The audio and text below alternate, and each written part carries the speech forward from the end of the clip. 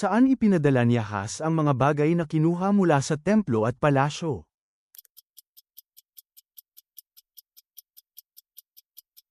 Sa hari ng Assyria. Sa unang Korinto Kapitulo 16, sa kanyang huling pagbati, kanino sinabi ni Pablo na naway sumainyo ang biyaya?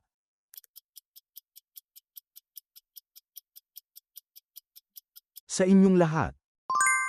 Ang kaharian ng Diyos ay hindi tungkol sa pagkain at inumin, kundi tungkol saan sa loob ng Espiritu Santo.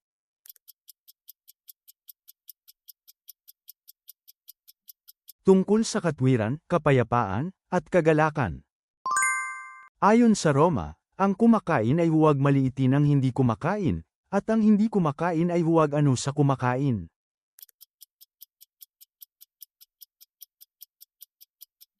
Huwag humatol sa kumakain. Anong pagdiriwang ang nauugnay sa araw kung kailan nagdiriwang ng huling hapunan si Jesus kasama ng kanyang mga alagad?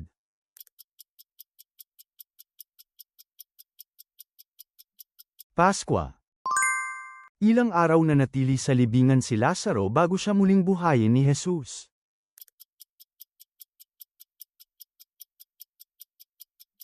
Apat na araw.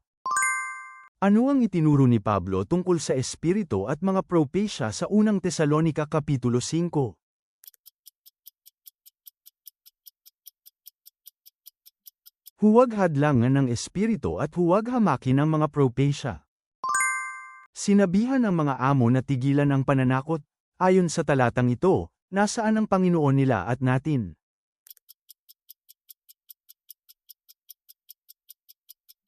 Sa langit. Sinong mga tauhan mula sa lumang tipan ang nagpakita kasama ni Jesus nang siya ay magbagong anyo?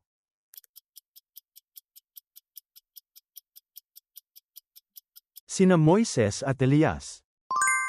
Saang lungsod nasangkot si Pablo sa karahasan dahil sa pagsamba kay Dayosa Artemis?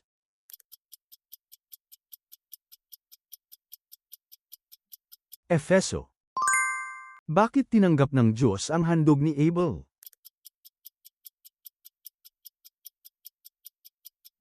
Dahil sa pananampalataya ni Abel. Ano ang pinahintulutan ni Solomon na gawin ng kanyang mga banyagang asawa tungkol sa kanilang mga Diyos?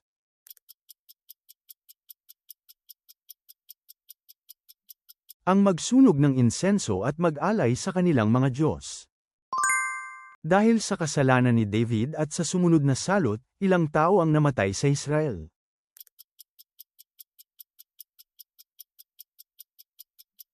₱70,000 tao. Ano ang unang pangitain ng paghatol na nakita ni Amos?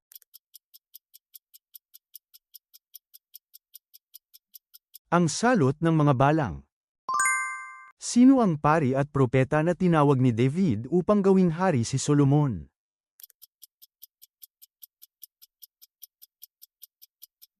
Zadok at Nathan. Ilang taon ginugol ni Moises sa ilang?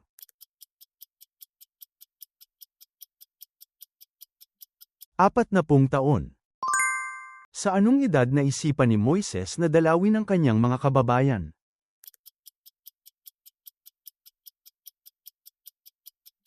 40 taong gulang. Sa Pahayag Kapitulo 6, anong kulay ng kabayo ang lumabas ng buksan ng ikatlong tatak?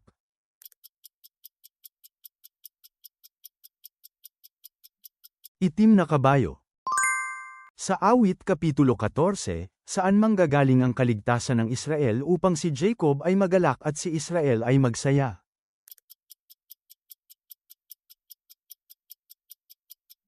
Mula sa Sion. Ano ang ipinangako ni Jesus na ibibigay niya sa mga napapagod at may mabibigat na pasanin?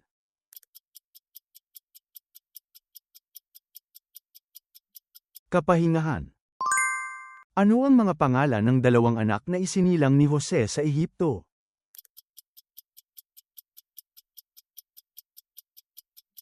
Manases at Ephraim. Ano ang tawag sa mga seremonyal na batas na ibinigay sa Israel sa lumang tipan?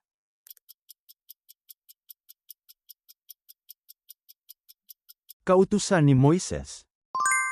Ilang taon si Zedekias nang maging hari at gaano katagal siyang namuno sa Jerusalem?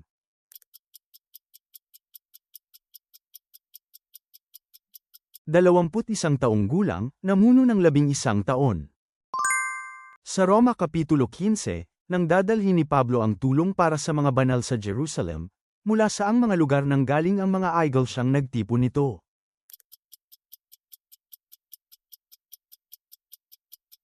Mula sa Macedonia at Akaya. Ano ang sinabi ni Jesus sa mayamang binata na ibenta at ibigay sa mga mahihirap?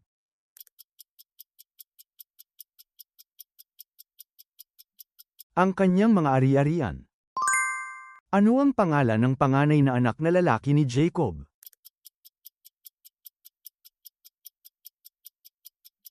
Ruben. Ano ang napansin ni Pablo tungkol sa mga taga-Atenas na sagana sa kanila?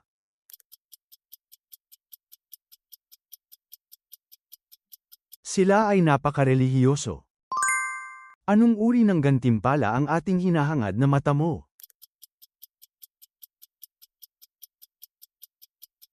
Gantimpalang hindi nasesira.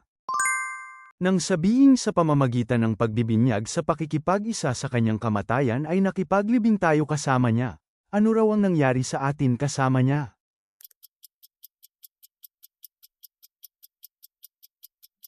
Tayo'y kasama niyang inilibing. Yamang hindi na tayo sa ating sarili at binili sa isang halaga, sa pamamagitan ng ano tayo dapat magbigay kaluwalhatian sa Diyos.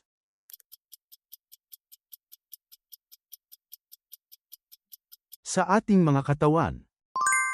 Hiniling ni Pablo na manalangin sila upang buksan ng Diyos ang ano, upang maipahayag niya ang hiwaga ni Kristo.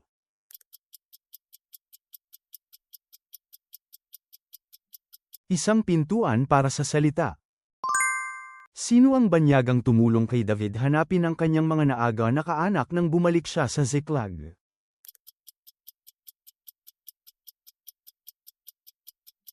Isang batang Ehipto. Sino ang tinukoy bilang nagtaksil sa hanay ng 12?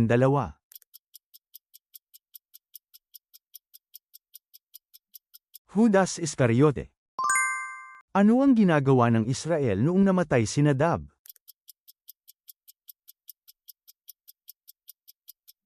Kinukubkob ng buong Israel ang Gib-Eten. Ano ang ipinangako sa mga nahahapis bilang pagpapala?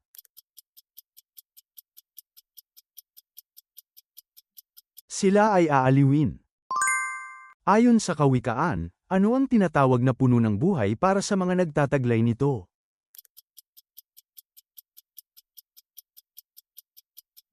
Karunungan. Ilang ulit tumilawak ang manok matapos itanggi ni Pedro, si Jesus ng 3 beses.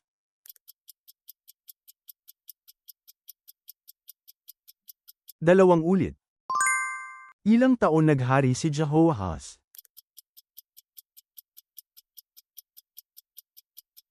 17 taon. Ayon kay Pablo, tayo ay templo ng kanino?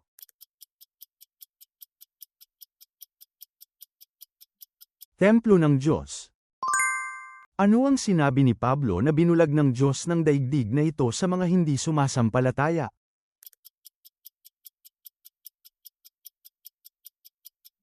Ang kanilang mga isipan.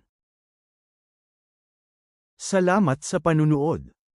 Ibahagi ang inyong mahahalagang puna at kaalaman sa Biblia sa mga komento.